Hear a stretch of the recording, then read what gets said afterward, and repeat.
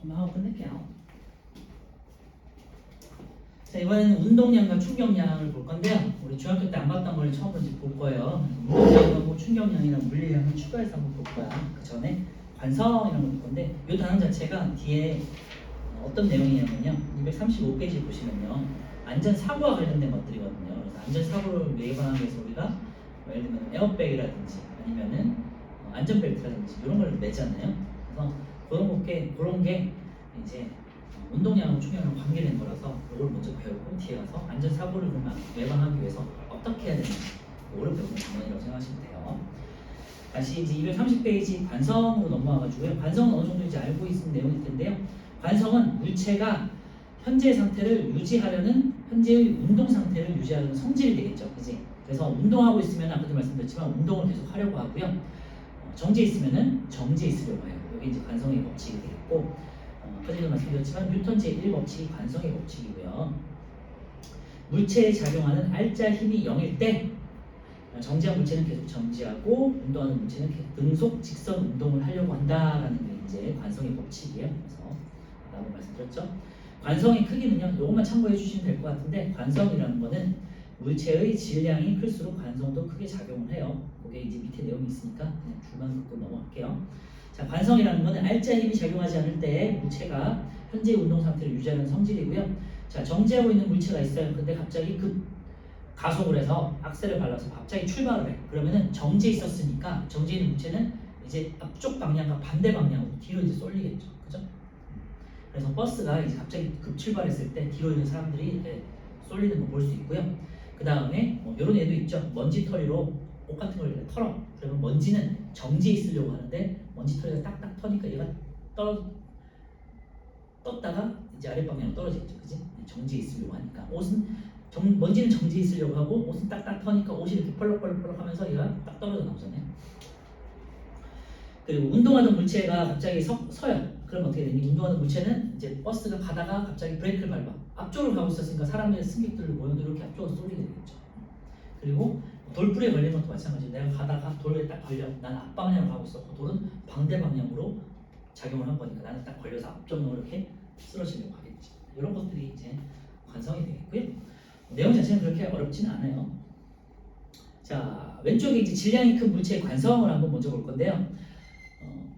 예를 보시면요. 질량이 큰 기차 한번 생각해 보세요. 질량이 큰 기차는 관성이 크니까 정지 상태에서 출발할 때 우리 뭐 기차역에서 서울역에서 기차를 타고 어디 간다고 생각해 보세요. 기차가 갑자기 빠르게 팍 올라가지 않잖아요. 그치? 천천히 출발하잖아요. 그러다가 점점 이제 빨라지고 정지할 때도 마찬가지죠.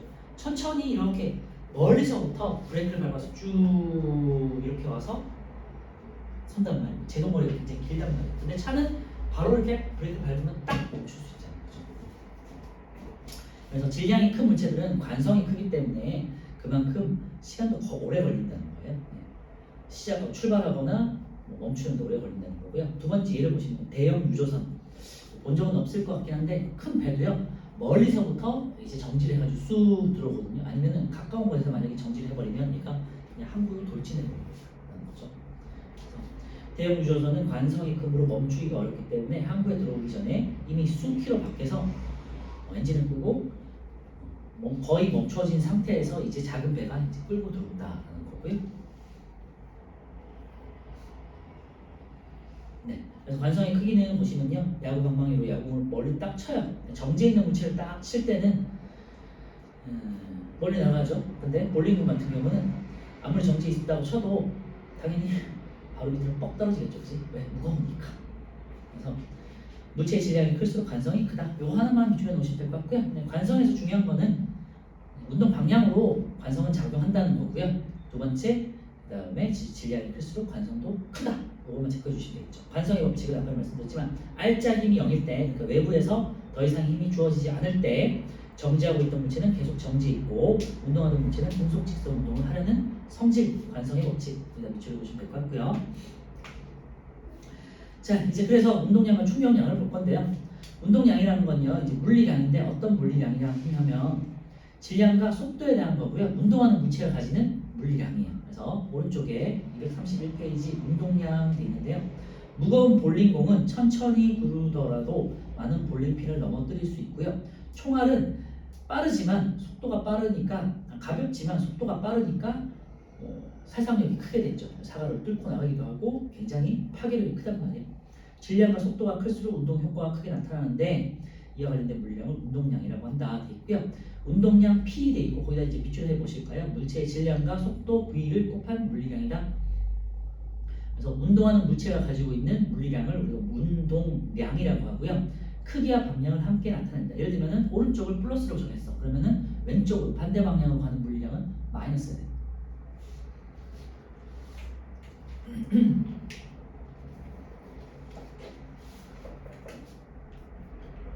자, 운동량은요. 영어로는 모멘텀이라고 들어보신 적 있을 거예요. 모멘텀. 하고요. 모멘트.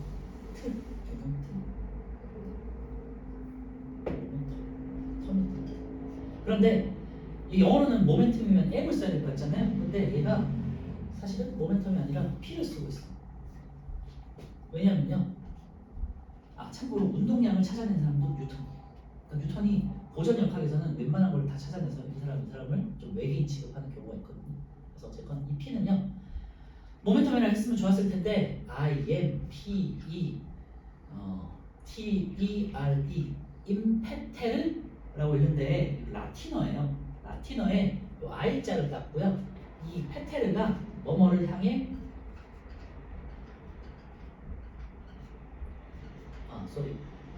페테르가 뭐뭐를 앞으로 나가다라는 뜻이고요. IM 임이 붙이면 뭐뭐를 향해라는 뜻이에요. 뭐뭐를 향해 나아가다라는 이름이고 네. 뉴턴이 이렇게 이름을 지었대요. 그러니까 우리는 이제 그렇게 따라가는 거고 요 I자를 따르지 않고 그냥 P자를 따서 운동량 P라고 해요. 나아가다 라는 뜻이에요. 그리고 운동하는 물체의 운동 효과를 나타내는 거고요.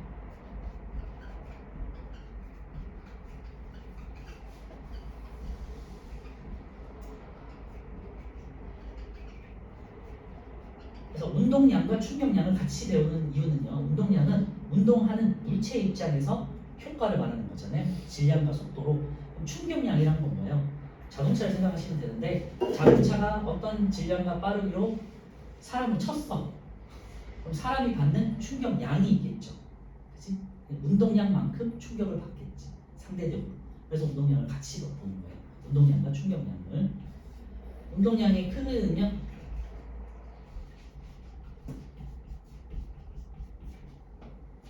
질량과 속도의 곱이겠죠. 그래서 P equal mV라고 하고요. m은 질량이니까 킬로그램. 그리고 속력은 미터 퍼 세컨드. 그래서 킬로그램 미터 퍼 세컨드로 단위를 이제 적으니까 단위 외우시고요. 그래서 질량이 클수록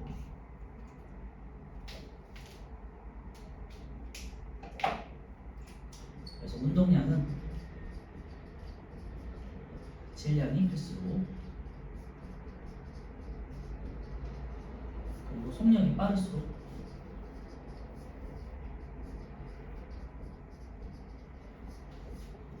크다라고 할 수 있고요. 직관적으로는 아까 말씀드렸지만 자동차라든지 이런 거 생각해 보시면 돼요. 질량 무거우면 무거울수록 내가 받는 데미지가 커질 거 아니에요, 그지? 그러니까 빠르면 빠를수록 그리고 무거우면 무거울수록 운동량이라는 거에 커진다. 운동하는 문제. 고무공을 던질 때랑 내가 승주한테 고무공을 던져, 야구공을 던져. 어디가 운동량이 크게 돼? 당연히 받는 데미지 운동량이 야구공이 커지겠죠. 당연히 단단하고 무겁고 빠르니까, 그렇지? 그렇게 직관적으로 생각하시면 될 것 같아요. 계산 자체는 그렇게 어렵진 않고요. 질량하고 속도만 곱하면 되는 거니까, 그렇지? 그리고 운동량의 방향은요. 두 번째, 우리가 이제 물리를 할 때는 크기와 항상 방향을 주는 거잖아요. 운동하는 물체의 힘의 방향이 되겠지. 그래서 속도의 방향이 되겠고요. 내가 힘을 어디로 주느냐에 따라서 야구공을 던졌어. 야구공이 간 힘의 방향이 속도의 방향이니까요. 그래서 속도의 방향이 되겠고요.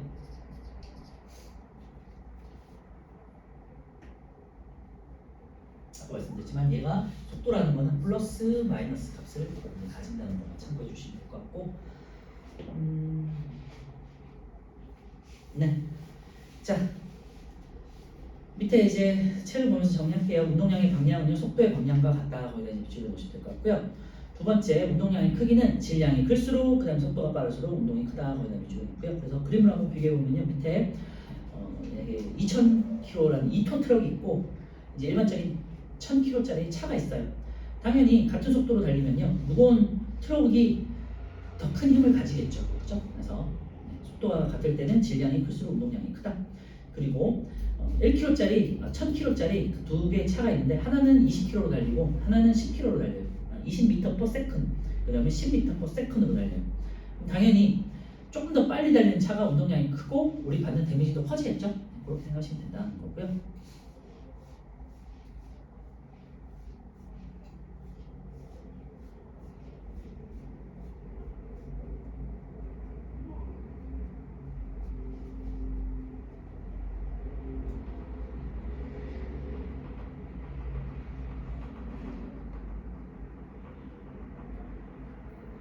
오른쪽에 이제 운동량의 크기를 한번 볼게요. 운동량의 크기는요. 질량이 큰 물체라도 정지에 있으면 우리가 곱할 때 질량과 속도의 곱식이라고 했는데 정의 자체를 운동하는 물체에 한인정을 했고 그래서 질량과 속도의 곱이라고 정의를 한 게 운동량이잖아요. 그러니까 당연히 정지에 있으면 얘는 0이 되니까 운동량도 0이 되는 거죠. 당연한 거예요. 운동량이라는 거는 운동하는 물체에다가 정의를 한 거니까 참고해 주시면 될 것 같고요. 그리고 이번엔 충격량인데 운동량에 반대되는 개념이라고 생각하시면 돼요. 그래서 어떤 운동하는 물체에 의해서 받는 데미지가 충격량이라는 거고요. 충격량. 영어로는요 우리가 I 쓰잖아요. 이 I가 충격의 뜻이에요. impulse. 그래서 이게 충격이라는 뜻이에요. 충격, 충돌이라는 뜻이에요. 그래서 말 자체로 I를 따서 하는 거고요.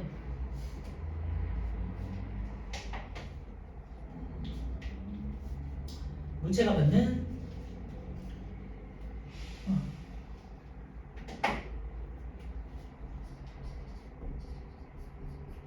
말 그대로 충격의 정도를 말해요. 운동하는 물체에 의해서 받는 충격의 정도를 충격량이라고 한다라는 거고요. 크기는요.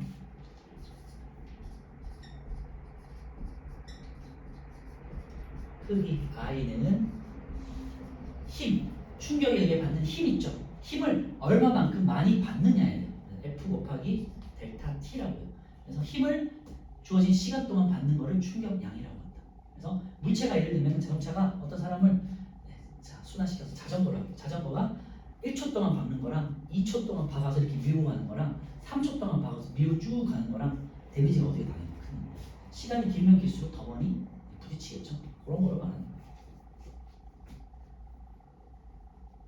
그래서 받은 힘이 크기가 클수록 충격을 받을 시간이 길면 길수록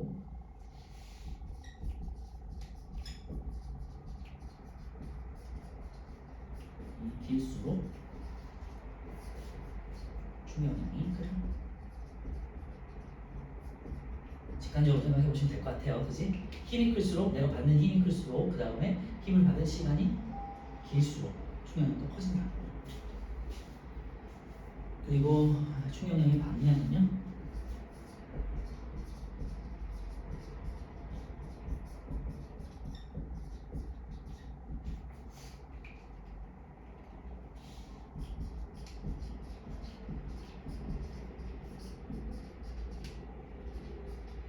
볼 수 있는데 충격의 방향 내가 이렇게 힘을 받았잖아요. 그치? 그러니까 나는 어떻게 되겠니? 만약에 계속해서 밀려 그럼 뒤로 받겠죠. 그죠? 이런 식으로 받은 힘의 방향만큼을 충격량이라고 한다. 충격량의 방향이라고 한다는 거고요. 그래서 이거 정리해 볼게요.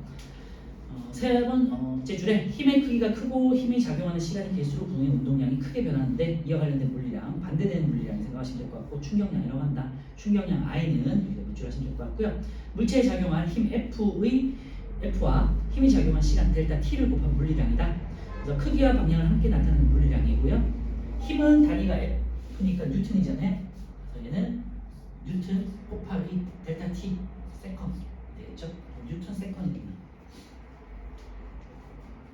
그래서 I equal FT, F 델타 T에다가 이제 동그라미 쳐놓고요. 충격량의 방향은 힘의 방향과 같다. 이렇게 줄여놓으시면 될 것 같고, 충격량의 크기는요, 물체에 작용하는 힘의 크기와 힘이 작용한 시간에 비례한다. 힘의 크기와 앞에서 말씀드렸죠? 그 다음에 힘의 받은 시간에 비례하는 값이다. 됐죠?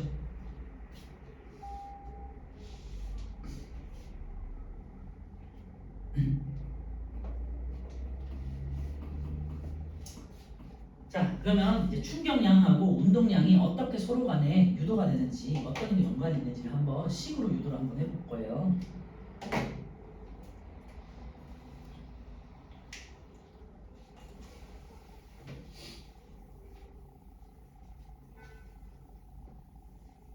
자, 우리가 I equal F 델타 T라고 정했고요. F는 기본적으로 MA고 델타 T가 되겠죠.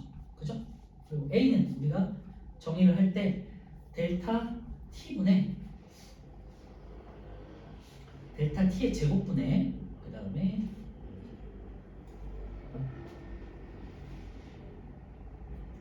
델타 S가 되겠죠. 왜? A는 T분의 델타 T분의 델타 V였잖아요. 그치? 근데 델타 V가 델타 T분의 델타 S잖아요. 맞죠? V는 T분의 S니까. 그래서 여기다가 대입을 한 거예요. 그래서 M은 M 곱하기 델타 T의 제곱분의 델타 S 곱하기 델타 T가 되는 거죠. 델타라는 건 변화량이라고 있고요. 그럼 이렇게 이제 나눠지니까 M 곱하기 델타 T분의 델타 S가 되겠고요. T분의 S 어디서 본 거네? M 곱하기 델타 V가 되겠죠. 그래서 얘가 뭐니? 운동량의 변화량 델타 P가 되는 거죠. 그래서 처음에 운동량에서 나중에 운동량, 그러니까 어떤 물체가 처음에 운동량을 가지고 있다가 나중에 운동량으로 변환이 될 거 아니에요. 그래서 변환되는 동안 그 에너지가 이 충격으로 전환이 된다. 그래서 만약에 어떤 물체가 빨리 달리다가 멈추게 될 때까지 운동량이 변화가 안 있을 거 아니에요. 어디 부딪혀가지고 차가 가다가 벽에 이렇게 딱 부딪혔어요. 차가 가는 처음에 속도가 있는데 나중에 딱 부딪혔어요. 그럼 0이 되겠지. 그때까지 운동량이 변화량이 있겠죠. 이 변화량만큼이 이 벽이 받는 충격량이 된다는 거예요. 그렇죠? 그래서 충격량이라는 건 앞에서 말씀드렸지만 힘을 얼마만큼 받느냐라는 걸로도 정의할 수 있지만요. 어떤 물체가 운동량이 얼마만큼 변했는가를 확인하는 반대되는 개념인 거죠. 그렇죠? 이렇게 해석할 수 있어요. 그래서 요게 이렇게 전환되는 과정이 있는데 그 과정을 생략해서 이제 충격량과 운동량의 변화량은 같은 거다라는 개념이에요. 그래서 같이 배우는 거예요.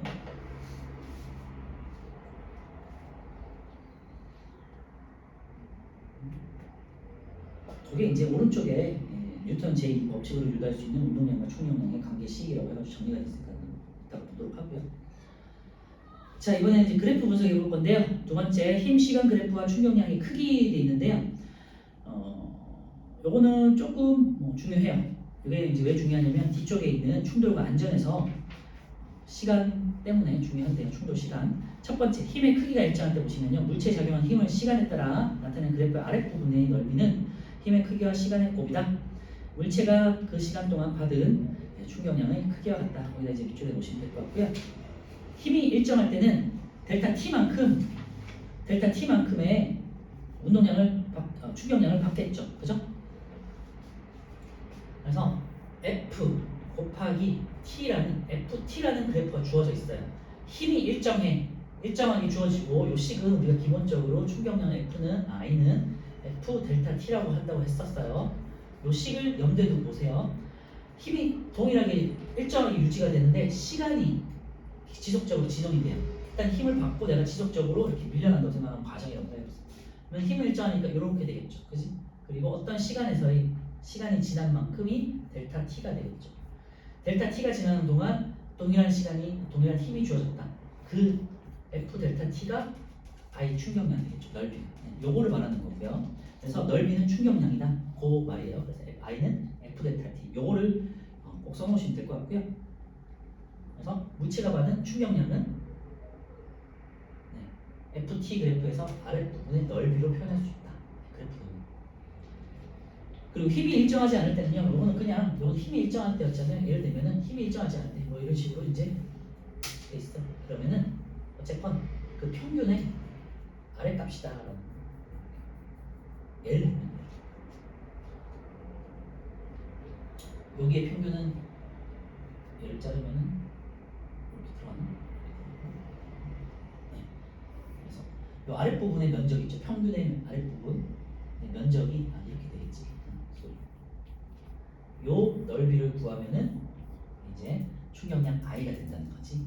그래서 그게 오른쪽에 있는 그래프, 약간 종 모양으로 된 그래프 있죠. 그거에 직사각형의 넓이 평균 아래쪽 잡아서 할 바라는 뜻이에요. 계산할 일은 없으니까 걱정 안 해도 되고요.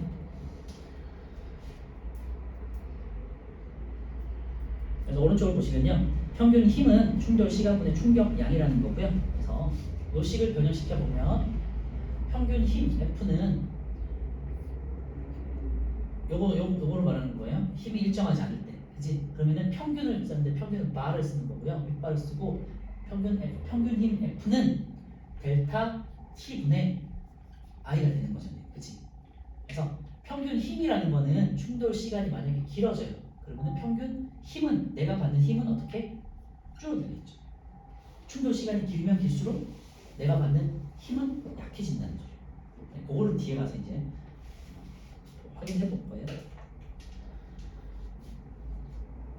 다시 이제 뭐 밑줄 한번 보면 힘의 크기가 일정할 때는 물체에 작용한 힘을 시간에 따라 나타낸 그래프의 아랫부분의 넓이가 힘의 크기가 시간의 곱이고 물체가 그 시간 동안 받은 충격량의 크기가 같다라는 거고요.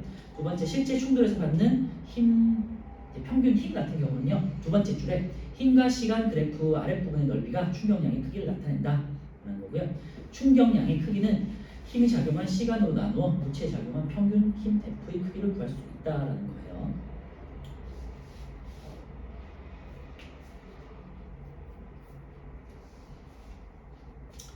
다시 말하면 힘과 FT의 그래프에서 그래프 아래쪽이 넓인데 만약 힘이 일정하지 않을 때는 구하기 힘들 때는 이렇게 절반값을 잡아가지고 직사각형으로 구하라 이런 뜻이었어요. 그리고 식을 조금 변형하면 F는 델타 T분의 I가 되니까 내가 받는 혹은 물체가 받는 평균 힘의 크기라는 건요 충돌 시간이 길어질수록 작아지더라 라고 해석한 거고요. 그래서 충돌 시간이 길수록 충돌하는 물체가 받는 평균 힘 그러니까 충격력은 작아진다라고 요것만 한번 밑줄에 필기 한번 해볼까요? 이게 이 단원의 결론이에요. 그래서 그 식 밑에다가 적어놓으면 될 것 같고요. 충돌하는 시간이 길수록 충돌하는 물체가 받는 평균 힘 즉 충격력이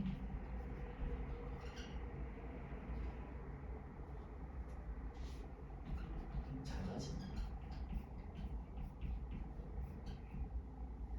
요런 이제 우리 실생활에서 어떤 예들이 있는가를 이따가 좀 확인해 볼게요.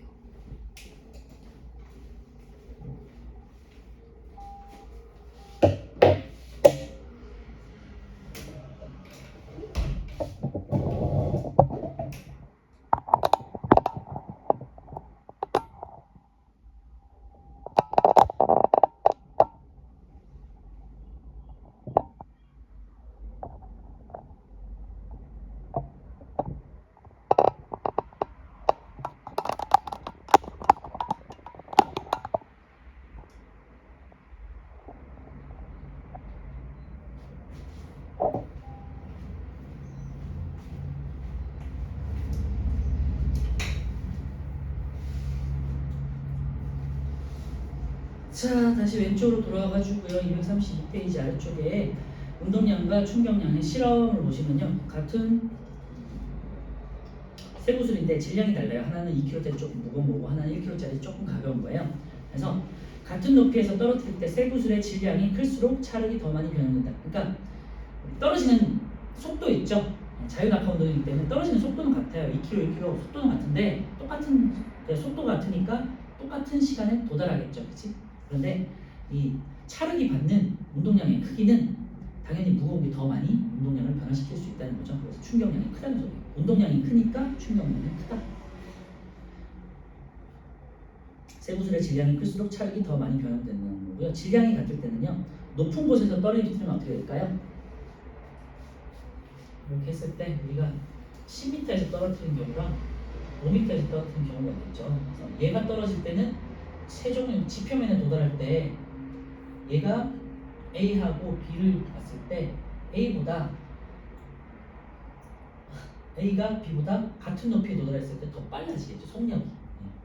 그러니까 A가 더 높은 곳에서 떨어지기 때문에 받는 물체의 운동량은 속력이 빠르니까 더 커지겠죠. 같은 질량이에요. 높이에 따라서 속력이 더 빨라지기 때문에 라는 내용이죠. 쇠구슬의 질량이 같다면요. 화살표 옆에 높은 곳에서 쇠구슬을 떨어뜨리면 충돌 직전에 있는 이 속도가 더 커지다. 왜냐면 중력 가속도가 커지니까. 중력 가속도에 비해서 속도가 더 빨라지니까. 거기다 비추면 될 것 같고요. 빨대로 면봉 날리기 이런 걸 왜 하지? 빨대로 면봉을 날리면 빨대를 부는 세기가 같을 때는요. 긴 빨대로 불면요. 뭐가 길어지냐면 충돌 시간이 길어지겠죠. 그렇지? 빨대로 부는 그 힘으로 부는 그 시간이 길어지는 겁니다. 그죠? 그래서 더 멀리 날아간다는 거고요. 빨대의 길이가 같을 때는요. 세게 불면 당연하게 더 멀리 날아가겠죠. 힘이 커지는 거니까. 라고 해석하시면 되겠고요. 운동량과 충격량의 관계를 보시면요. 자, 여기다가 이제 별표 쳐놓으면 될 것 같고요. 운동량과 충격량의 관계는 충격량은 아까 전에 말씀드렸지만 어떠한 이제 뭐 유도식을 통해 가지고 운동량의 변화를 한번 갖다 그랬죠, 그렇지? 그래서 우리는 결론만 중요한 거고요. I는 그래서 델타 P와 같은 건데 델타 P라는 건 운동량의 변화량이기 때문에 초기의 운동량에서 나중에 운동량 MVT를 뺀다. 요거는 뭐 어느 뭘로 변화시켰죠? MV1 빼기 MV2라고 할 수도 있고 어쨌건 운동량이 변화를 안 하고 같다라는 거예요. 아니면은 뭐 A 지점에서의 속력 빼기 B 지점에서의 속력 이렇게 표현해도 돼요. 그죠? 표현 방식에 따라서 제로는 초기, T는 어떤 시간이 지난 다음에 속도. 1 지점에서의 속도, 2 지점에서의 속도, A 지점에서의 속도, B 지점에서의 속도 이런 식으로 해석할 수 있겠죠. 그래서 충격량 I는 운동량의 변화량 F 델타 T와 충격량 I는 F 델타 T와 같고 그거는 운동량의 변화량 델타 MV와 같죠. 그리고 이거는 MV2 마이너스 MV1. 제가 거꾸로 썼군요. 미안. 나중 빼기 쳐서 처음이죠. MVT 마이너스 MV0 아니면 E 마이너스 1 아니면 B 마이너스 1 이런 식으로 나중에서 처음 운동량을 빼줘라. 네, 그래서 예를 들면은 이제 공이 이렇게 굴러가는데요. 물체의 처음 속력은 이제 V1이라고 돼 있잖아요. 그러면 처음에 제일 왼쪽에 있는 공이 가지고 있는 운동량은 MV1이 되겠죠. 이제 질량은 동일하고 M 곱하기 V1. 그리고 시간 델타 t 동안 물체 이제 앞에 있는 예를 들면 당구공이라고 치자. 당구공이 뒤에 있는 당구공이 앞에 공을 땅 쳤어. 그러면은 뒤에 있는 당구공은 이제 굴러가고 앞에 처음에 왼쪽에서 굴렸던 당구공을 멈출 거 아니에요. 그치? 얘는 이제 0이 될 거고 그 다음에 나중 속도 V2라고 됐잖아요. 그러면 MV1이 MV2로 전환이 되겠죠. 그죠? 그래서 시간 델타 t 동안 물체 F 델타 t만큼 그러니까 I만큼은 충격량을 가하게 되고요. 물체의 나중 운동량은 MV1에서 F 델타 t만큼 증가한다. 그래서 똑같은 얘기인데요. 이거를 이제 변형시킨 게 얘가 F 델타 t니까 나중에 운동량 MV 나중은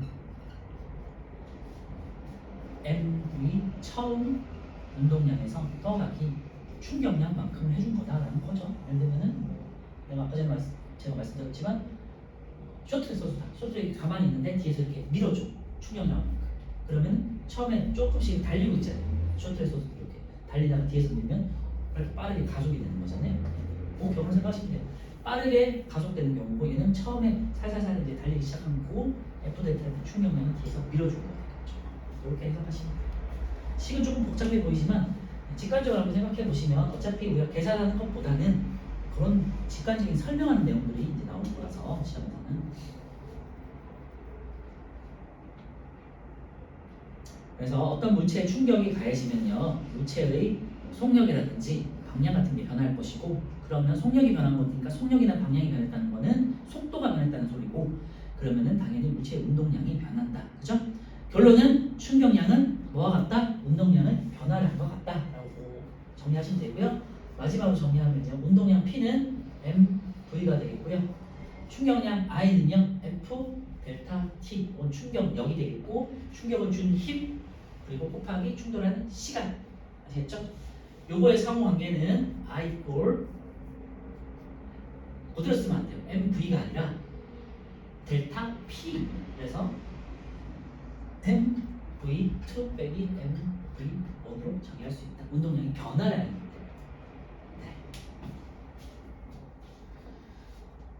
때문에. 밑에 1번 물체가 운동 방향으로 충격량을 받으면요, 그만큼 운동량의 크기는 증가한다. 두 번째, 물체가 운동 방향과 반대 방향으로 충격량을 받으면 그만큼의 운동량은 크기가 감소한다. 같은 방향이면 당연히 밀어주는 거니까 속도가 빨라지잖아요. 그러니까 충격량이 증가할 거고 운동량이 증가할 거고요. 반대 방향이면 이제 브레이크 밟은 것처럼 이제 반대에서 감속을 시켜주는 거잖아요. 그러니까 운동량도 줄어든다. 충격량의 효과 보시면요, 테니스인데요, 테니스공을 빠르게 보내려면 공의 운동 방향을 크게 변화시켜야 한다. 그래서 큰 충격을 가하기 위해서 어떻게 한다? 처음에 뭐 세게 치는 것도 중요하죠, 그죠? 아니면 라켓을 끝까지 힙니다. 우리 야구도 마찬가지인데, 뭐 야구 좋아하나요 혹시? 그래서 홈런을 칠 때 홈런 타자들은요, 딱 치고 끌고 가잖아요. 이렇게 끌고 가잖아요, 그지? 일반적으로 단타 칠 때는 그냥 땅 치면 이제 땅볼이 나가는 거고, 홈런 타자는 길게 높이 보고 길게 올리죠. 퍼 올리잖아요. 이렇게 길게. 그래서 끝까지 돌리잖아요. 그래서 이런 운동들이 이제 뭐 막대기를 가지고 하는 운동들 다 비슷해요. 골프, 테니스, 그 다음에 야구 이런 것들 있죠. 그러면 보통 끝까지 그 막대기를 끝까지 들고 끝까지 보고 돌리라고 하죠. 네. 야구도 마찬가지고. 처음에 당연히 힘 자체를 세게 치는 경우도 있겠죠. 그리고 두 번째, 라켓을 끝까지 돌려서 충돌하는 시간을 길게 해라. 이게 충격량을 높이는 방법이 된다는 거죠.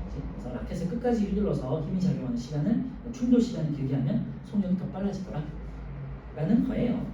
밑에 있는 루틴의 이법체 유리할 수 있는 것 다시 한번 확인 한번 해보시고요. 넘겨주시고 이제 234페이지만 끝나요. 요거는 방금 했던 요 내용에 대한 것들이요. I를 충격량 F 델타 T를 조금씩을 변형을 해가지고 F에 대해서 정리를 한 다음에 F는 델타 T분의 I잖아요, 그지? 그래서 아까 충돌 시간이 길어지면 받는 충격 힘은 약해진다고 했죠. 반비례하는 거니까. 이 시계 맞잖아요. 그거를 설명하는 거예요. 약간 금방 해요. 충돌이 일어날 때 물체에 작용하는 힘은요, 첫 번째 평균 힘과 충돌 시간의 관계는 물체가 받는 충격량이 같을 때 물체에 작용하는 평균 힘의 크기는 충돌 시간의 반비례한다. 거기다 이제 밑줄을 보시면 되겠고, 이 시계에 대한 설명이 되겠죠. 충돌 시간과 충돌이 했을 때 받는 힘의 크기는 반비례한다. 그죠? 이해했죠? 그래서 포수가 야구공을 맨손으로 잡을 때와 글러브를 끼고 잡을 때라는 내용이 있는데요. 이게 예전 교재에는, 예전판으로는 236페이지에 있는 달걀 가지고 이제 실험했던 게 있어요. 236페이지 한번 펴볼까요? 똑같은 내용인데요. 충돌할 때 힘이 작용한 시간에 따른 충격이 차이되어 있는데, A는 이제 달걀을 접시 같은 뭐 딱딱한 데다가 떨어뜨리는 거고요. B는 이제 똑같은 달걀인데 푹신한 방석에다가 떨어뜨리는 경우예요. 요거를 먼저 설명을 해볼게요. 그래서 딱딱한 접시에서는 어떻게 되겠니? 딱딱한 접시는 달걀이 딱 부딪히고 끝나는 거잖아요. 그러니까 충돌 시간이 짧죠. 근데 조금 더 두텁고 푹신한 방석을 생각해보세요. 그러면 어떻게 될까요? 달걀이 똑같은 높이에서 똑같은 달걀이 떨어졌다 그러면 둥 하고 떨어지겠죠. 그죠? 접시는 딱 하고 끝나지만 방석 같은 경우는 이렇게, 그지? 밀고 이렇게 쭉 들어가는 시간이 있는, 충돌 시간이 좀 길어졌죠. 그래서 달걀이 받는 입장에서는 방석이 충돌 시간이 길어지기 때문에 충격력의 크기가 작아지는 거죠. 그래서 접시에 떨어뜨릴 때는 충격력이 크니까 깨지는 거고, 방석 같은 경우는 충돌하는 시간이 길어지니까 충격력이 작아지고 그만큼 안전하게 보존이 되더라 라는 내용이에요. 다시, 딱딱한 접시에는 충돌 시간이 짧고 푹신한 방석에서는 충돌 시간이 길기 때문에 평균 힘의 크기는 접시가 방석보다 커지는 거고 그만큼 더 안전해진다는 거죠. 그래서 2번 보시면요. 충돌 과정에서의 A, B의 물리량을 보시면요. 운동량의 변화량 같은 경우는요. 운동량의 변화량은요. 질량이 같고 속도가 똑같기 때문에 같죠. A와 B의 운동량이 같겠지. 그치? 그리고 충격량은요. 운동량의 변화량이 같으니까 충격량 자체도 같겠죠. 이 I 값이 같단 말이에요. 이 I 값이 같은데 자 이번엔 충돌 시간을 볼게요. 여기다가 밑줄 하시면 될 것 같아요. A보다는 B가 충돌 시간이 길어지죠. 그죠? 왜냐? 혹시나니까. 거기다 이제 밑줄해 놓고요. 그러면은 평균 힘의 크기도 그 밑에다가 밑줄을 하면 되겠죠? A보다는 B가 평균 힘의 크기가 작아지더라. 반대로는 A가 B보다 평균 힘의 크기가 크더라. 이렇게 해석할 수 있겠죠. 반비례형. 그래서 요거를 힘과 시간의 그래프로 보시면요. A와 B의 그래프의 아랫부분의 넓이가 같다는 거 확인하시고요. 그 다음에 그 밑에 충돌 과정에서 충돌 시간이 긴 B가 받는 평균 힘의 크기는 더 작다라고 결론을 내는 거죠. 거기다 이제 밑줄에 놓고 그래서 A 같은 경우는 이제 긴 높이가 높은 종 모양으로 이렇게 이제 FT 그래프에서 A 같은 경우는 이렇게 짧은 시간 동안 큰 힘을 받는다는 소리고요. B 같은 경우는요. 긴 시간에 걸쳐서 이렇게 긴 시간에 걸쳐서 똑같은 힘을 분산해서 받는 거죠. 그치? 그래서 안전하게 보존이 되더라라는 해석이었습니다. 왜 그래? 빨리 끝내고 싶지. 5만원 끝낼 거야 이제 진짜. 이번엔 234페이지에 있는 그러면 포수 야구 좋아할 거니까 포수가 야구 좋아하는?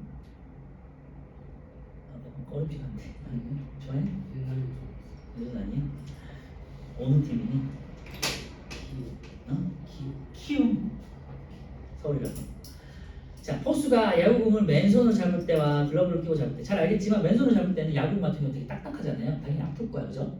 근데 글러브는요, 특히 포수 글러브는 뭐 잘 알겠지만 되게 크고 빵빵하잖아. 일반 글러브보다. 그거 생각하시면 돼요. 야구공의 운동량의 변화, 아까 전에 우리 계란하고 똑같아요. 야구공의 운동량의 변화량은요 서로가 같겠죠, 그지? 속도와 야구공의 질량과 그 다음에 투수가 던지는 공의 속력은 똑같은 거니까. 두 번째, 충격량은요 운동량의 변화량이 같으니까 충격량도 똑같겠죠, 가나가. 그리고 아랫부분의 넓이는요, 가나의 힘 시간 그래프의 아랫부분의 넓이는 같겠죠. 이 넓이라는 거는 충격량이니까. 자, 충돌 시간은요, 야구공의 충돌 시간은 아까 전에 했던 거랑 똑같아요. 맨손보다는 글러브를 끼고 있을 때 더 크겠죠, 그지? 왜냐면 맨손으로 잡을 때는 공이 와가지고 이렇게 딱 하고 끝나는 거야. 아우 아파 이렇게 되는 거잖아. 근데 글러브를 잡으면요, 공이 들어와가지고 이렇게 잡으면서 어느 정도 시간이 있는 거죠. 혹시나니까. 그래서 맨손이 글러브보다 시간이 더 길어진다는 거죠, 그지? 아니지, 미안. 맨손보다 글러브가 시간이 더 길어진다는 거죠, 충돌 시간이. 그러니까 충격력의 크기 같은 경우는요, 충돌 시간은 가보다 나가 기니까 야구공이 받는 평균 힘은 글러브가 더 작아지겠죠. 그죠? 반비례형이니까. 네, 그걸 말하는 거고요. 밑에 아래쪽에 두 번째 줄에 두꺼운 글러브를 끼고 잡는 것이 손에 가해지는 힘의 크기가 작아져서 부상 위험을 줄일 수 있다. 네, 거기다 밑줄에 넣으시면 될 것 같고요. 자, 그래서 결론으로 이제 넘어갑니다. 힘과 운동량이 변하는 시간의 관계는요. 두 번째 줄에 물체에 작용하는 힘은 운동량이 변하는 시간에 반비례한다. 여기다 밑줄에 넣으시면 될 것 같고요. 요거를 하나의 식으로 표현한 게 요거라고 아까 말씀드렸죠? 그래서 요거 꼭 적어 놓으시면 돼요. 대포는 델타 t 분의 i. 따라서 물체가 충돌하여 정지할 때까지의 시간이 길면 운동량의 변화가 긴 시간 동안에 일어나므로 물체가 받는 힘의 크기는 작아지더라. 밑줄에 놓으시면 될 것 같고요. 이거를 이용해서 오른쪽에 우리 실생활에서 어떤 안전사고 예방 장치들이 있는지를 다시 한번 확인하는데 다 같은 결론이에요. 충돌 시간을 길게 해서 충격력을 줄이는 원리. 아시겠죠? 첫 번째, 관성에 의한 안전사고 예방장치, 안전띠가 있겠죠. 관성에 의해서 몸이 앞으로 튀어나온 것을 일단 기본적으로 물리적으로 잡아주죠. 그리고 안전띠니까 어떻게 되니? 이게 단단한 이렇게 뭐 플라스틱이나 어떤 뭐 단단한 뭐 막대 같은 게 딱 있어서 해주면은 얘가 다칠 거야, 사람이. 그러니까 안전띠 잘 알겠지만 잘 늘어나잖아요. 이렇게. 그러니까 이렇게 길게 이렇게 잡아주는 거잖아. 충돌 시간을 잡아주는 거고요. 예전에 어릴 때는 이제 안전모 많이 써봤을 거예요. 안전모 마찬가지로 관성에 의해서 안전모가 벗겨진 것을 막는다. 턱끈이 있어서. 두 번째, 충돌하는 때 작용하는 힘의 크기를 줄이는 안정장치 이제 본격적으로 보시면요. 운동 경기 같은 경우는 야구공을 받을 때 우리 야구 선수들 보면요. 앞쪽으로 가서 받는 것보다는 뒤쪽으로 가서 천천히 이렇게 받아서 이렇게 토스를 하잖아요. 힘을 받는 시간이 길어질 때 작용하는 힘의 크기가 작아진다. 피겨 스케이팅 같은 경우는요. 우리 착지 같은 거 할 때, 뭐 피겨도 마찬가지고 운동선수도 마찬가지인데 뭔가 착지할 때 일반 이렇게 딱 펴서 하지 않고 이렇게 굽혔다가 이렇게 하잖아요. 그치? 농구 선수들도 마찬가지고. 그러면은 구부리는 동안 충돌받는 시간이 길어지기 때문에 충격력이 작아진다는 거고요. 안전 매트라든지 뭐 여러 가지 등등 매트와 관련된 것은 좀 두껍잖아요. 그러니까 체조 선수나 뭐 아니면 장대 높이 선수 아니 높이뛰기 선수 같은 경우는요. 푹신한 매트에 떨어질 때 충돌 시간이 이렇게 뿡 하고 길어지니까 그만큼 힘이 분산돼서 안전하게 되겠죠. 그리고 오른쪽에 이제 뭐 유도 낙법 같은 것도 있는데요. 유도 낙법도 이렇게 그냥 뻣뻣하게 떨어지는 게 아니라 이렇게 땅 치고 이렇게 가도록 되어 있잖아요. 이런 식으로 충돌 시간을 길어지게 한다. 그 다음에 이제 교통 수단을 보시면요. 뭐 자동차 에어백 잘 알죠? 빵빵하게 부풀어 오르니까 내가 어디 부딪히지 않고 그 충돌 시간을 길게 해서 충격력을 분산시키는 거고요. 그 다음에 범퍼 같은 경우도 자동차 앞쪽에 볼록하게 튀어나와 있잖아요. 그래서 사고가 나더라도 직접적으로 큰 사고가 날 수 있는 거를 조금 줄여주는 역할을 하는 거지. 충격력을 분산시켜주니까. 그리고 뭐 자동차 도로에 있는 뭐 도로 난간 같은 경우도 이렇게 폭신폭신한 소재를 많이 써서 한다는 거. 그리고 과속 방지 턱도 마찬가지로 일반적으로 앞으로 가다가 부딪히는 것보다는 위로 올라갔다가 어느 정도 시간을 줄여주면서 속력을 늦춰주는 효과가 있는 거니까. 그리고 일상생활에서는요, 뭐 잘 알겠지만 뽁뽁이 같은 거, 에어캡이라고 하는 거 있잖아요. 공기가 들어있는 포장재는요, 충돌 시간을 길게 해서 뭐 유리병이라든지 사기 그릇 같은 거를 안전하게 보존시켜 줄 수 있겠죠. 그리고 앞에서는 안전모의 턱분이 나오긴 했는데 안전모 안쪽에는 스펀지가 들어있거든요. 스펀지가 들어있어서 머리가 예를 들면서 내가 다쳐가지고 다친 게 아니라 사고가 나서 머리 쪽으로 떨어져. 그러면은 머리 쪽에 플라스틱 안쪽에 또 다시 스펀지가 있으니까 충격력을 흡수할 수 있겠지. 충격력도 흡수하고 충돌 시간을 줄여주니까 충격력을 분산시켜준다. 뭐 이런 애들이 일상생활에 되게 많은데요. 뭐 이 밖에도 뭐 에어매트, 사람이 어떤 고층에서 불려가지고 고층에서 떨어질 위험이 있잖아요. 그럴 때 안전매트, 소방매트 하잖아요. 뭐 이런 것도 해당되겠고요. 자전거 많이 타봤을 거니까 그럴 때 자전거에 있는 그 안장에 보면 용수철 있잖아요. 그래서 충돌 시간을 길게 해주죠. 그 다음에 운동화를 신을 때 에어가 들어있는 운동화들이 있지. 그것도 마찬가지고. 그러니까 농구 선수들 특히 이제 에어가 있는 농구화 많이 쓰잖아요. 그 이유가 충격력을 흡수해주기 때문이고요. 충돌 시간을 길게 해서 충격력을 줄여준다.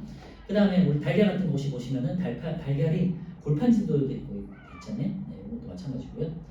그 다음에 번지 점프, 타봐지는 않았을 것 같고, 번지 점프의 줄도 되게 길게 해가지고 탄성력으로 의해서 충돌 시간이 왔다 갔다 하면서 길게 해주죠. 이런 것들이 충돌 시간을 길게 해서 충격력을 줄여서 우리가 받는 충격력을 줄여준다 라는 내용이었어요. 네, 그래서 뒤에 있는 우리 236페이지에 있는 실험까지 봤었고요. 238페이지에 있는 충돌 후 대튕길 때의 충격량의 크기도 한번 읽어보시고요. 오른쪽에 힘 시간 그래프와 운동량의 변화 239페이지만 한번 보고 마무리를 할 거예요. 자, 충격량의 방향과 운동량의 방향이 같을 때 어떻게 되겠니? 아까 전에 말씀드렸지만 속력이 증가하겠죠, 그렇지? 그래서 운동량의 크기가 증가하게 되겠고요. 충격량의 방향은 힘의 방향과 같다. 체크해 주시면 될 것 같고요. 2번 충격량의 방향과 운동량의 방향이 반대일 때 힘이 물체 운동 방향과 내가 앞으로 가고 있는데 앞에서 뭔가 와가지고 부딪혔어. 그래서 얘를 밀어. 그러면 속력이 감소되겠죠. 그럼 운동량이 감소하겠죠. 즉 물체의 운동량의 방향과 물체가 받는 충격량의 방향이 반대이면 운동량의 크기는 감소한다. 충분히 참고할 수 있겠죠. 넘겨주시고요. 그 다음에 뒤에 있는 운동량의 보전 법칙은 굉장히 중요한데 우리가 다루지는 않아요. 그래서 이거는 고등학교 때 계산하는 문제가 많이 나오게 되거든요. 그래서 운동량은 운동하는 물체의 운동량은 만약에 두 물체가 있다. 그럼 두 물체의 운동량은 합이 일정하다라는 거예요. 운동량의 보전 법칙 한번 읽어보시면 될 것 같고요. 242페이지에 있는 내신 문제에서 245페이지까지 1등급 도전 문제 숙제 지금 하기는 싫잖아요, 그죠? 오늘 여기까지만 하고 마무리할게요. 고생하셨습니다. 오랜만에